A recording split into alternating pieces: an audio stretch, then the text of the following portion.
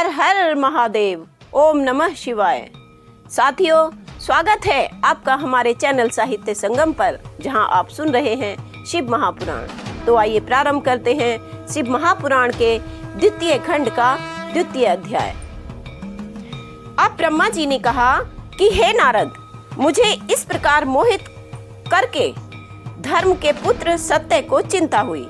वह दोनों हाथ जोड़कर शिव जी के निकट जा पहुंचा और स्तुति प्रणाम करने के उपरांत उन्हें सब हाल कह सुनाया।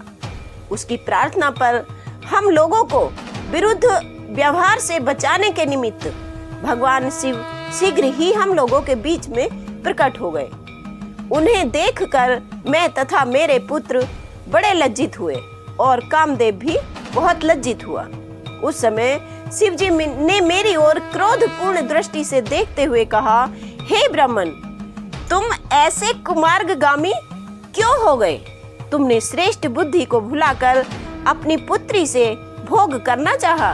तुम वेद पाठी होते हुए भी इस ज्ञान को भुला बैठे और लज्जा त्याग कर अधर्म कार्य की ओर प्रवृत्त हो गए। यह उचित नहीं है। हमने संसार में बहुत से पापियों को देखा है, परंतु तीनों लोकों में ऐसा पाप करने वाला किसी को नहीं देखा। हे नारद, इस प्रकार शिव जी ने मेरी बहुत निंदा की। उसके बाद वे मेरे पुत्रों की ओर अत्यंत क्रोधपूर्ण दृष्टि से देखते हुए कहते हैं कि हे मरीचि आदि, तुम लोग ऐसे अधीर और कामी क्यों हो गए? तुम सब ब्रह्मा के पुत्र हो तो तुमने वेद का अध्ययन तो किया ही है, फिर भी तुम इस प्रकार मोहित हुए हो, इसलिए तुम्हें सहस्त्रों बार धिक्कार है। हे नारद, भगवान सदाशिव के मुख से निकले हुए इन शब्दों को सुनकर मैं तथा मेरे पुत्र अत्यंत लज्जित हुए। उस समय सबको ऐसा खेद हुआ कि किसी के मुख से भी कोई शब्द नहीं निकला। उसके उपरांत मैंने इंद्रियों एवं वीर्य को मस्तक पर चढ़ाकर संध्या के प्रति जो आसक्ति मेरे हृदय में उत्पन्न हुई थी उसका त्याग कर दिया। भगवान सदाशिव के भय से मैं पाप कर्म में प्रवृत्त होने से बच गया और मेरे पुत्र भी उस निंदनीय कर्म की ओर से विमुख हो गए। उस समय भय के कारण मेरे शरीर से जो पसीना टपका, उससे 64 योगिनियां उत्पन्न हुई, जो संसार से विमुख होकर तपस्या के अतिरिक्त अन्य कोई भी कार्य करती ही नहीं थी। उसके बाद 86 पुत्र और उत्पन्न हुए। दक्ष प्रजापति के शरीर से पसीना निकलकर पृथ्वी पर गिरा तो उससे एक स्त्री उत्पत्ति हुई। अत्रि, मरीचि, पुलह, भृगु तथा तुम अर्थात नारद के शरीर से पसीना नहीं निकला। वशिष्ठ, विश्वश्रवा, अंगिरस तथा क्रतु के शरीर से जो पसीना निकलकर पृथ्वी पर गिरा, उससे संपूर्ण अंगों सहित पितरों की उत्पत्ति हो गई। और जो सबसे प्रतिष्ठा प्राप्त करने योग्य एवं प्रथम प्रसन्नता प्राप्त करने वाले हैं, उन्हें उसी समय वेद और धर्म शास्त्रों का ज्ञान हो गया। वे सब परम धार्मिक, धर्म का उपदेश करने वाले एवं संपूर्ण कार्यों को करने की क्षमता रखते थे। हे नारद, क्रतु से सोमपा, वशिष्ठ से अहिर्बुध्न, पुलस्त से अजप्य तथा अंगिरस से बहर्षद पैदा हुए। इस प्रकार पितर 4 प्रकार के हैं, पर वे 6 प्रकार के प्रसिद्ध हैं। तत्पश्चात मेरी आज्ञा से संध्या ने उन पितरों द्वारा गर्भ धारण किया। इस प्रकार मेरे धर्म की रक्षा करके भगवान सदाशिव अंतर्ध्यान हो गए। उनके चले जाने के बाद मैंने अत्यंत क्रोधपूर्वक कामदेव की ओर देखा और उसे शाप देने की इच्छा प्रकट की। उस समय मेरे सब पुत्रों ने मुझे बहुत समझाया, परंतु मैंने माया के वशीभूत होकर उनकी किसी भी बात पर कोई ध्यान नहीं दिया।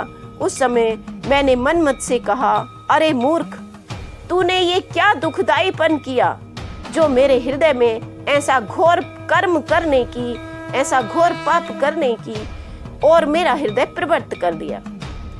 तूने अपने पिता की यह खूब सेवा की, अतः तूने जैसा काम किया है वैसा ही अब तू फल भी प्राप्त करेगा। तेरे कारण शिव जी ने मेरी अत्यंत निंदा की है, अतः मैं तुझे ये श्राप देता हूँ कि तू जलकर भस्म हो जाए। भगवान सदाशिव के नेत्रों की अग्नि में पड़कर तुझे अपना शरीर त्याग देना पड़े और तेरी उस दशा को देखकर ही मेरा हृदय शीतल हो। हे नारद, इस शाप को सुनकर कामदेव अत्यंत भयभीत हो गया और थर थर कांपने लगा और इस प्रकार कहने लगा कि हे पिता, आप संसार को उत्पन्न करने वाले तथा न्याय और अन्याय की स्थापना करने वाले हैं। मैंने आपका कोई अपराध नहीं किया है, फिर भी आपने मुझे ये शाप क्यों दे डाला? मैंने तो आपकी आज्ञा की केवल परीक्षा ही ली थी। मेरे भाग्य से आपने मेरे लिए अब जो आज्ञा दी है वह तो अवश्य होगी ही, परंतु आप कृपा करके मुझे ऐसा वरदान भी दीजिए जिससे मैं शिव जी के नेत्र ज्वाला में भस्म होने के उपरांत पुनः उत्पन्न हो सकूं। इस प्रकार कृपा करके आप मेरे दुख को नष्ट कर दीजिए या कम कर दीजिए। इतनी कथा कहकर ब्रह्मा जी ने कहा कि हे नारद, कामदेव की यह प्रार्थना सुनकर मुझे अत्यंत प्रसन्नता हुई। तब मैंने कहा कि हे कामदेव, मैंने तेरे संबंध में जो कुछ कहा है वह तो निश्चित रूप से होगा ही, परंतु अब मैं तुझे ये वरदान देता हूँ कि तुझे भस्म करने के उपरांत कुछ दिनों बाद जब शिव जी अपना विवाह करेंगे उस समय तुझे यही शरीर पुनः प्राप्त हो जाएगा और शिव जी तेरे सहायक हो उठेंगे। इस बात को सुनकर सभा में फिर से नवीन आनंद भर गया और सब प्रसन्न हो गए। और इसी के साथ शिव महापुराण द्वितीय खंड का द्वितीय अध्याय पूर्ण हुआ। कृपया वीडियो को लाइक सब्सक्राइब अवश्य करें, कमेंट करके मेरा मार्गदर्शन करें। आपका सहयोग ही मेरा मोटिवेशन है। हर हर महादेव।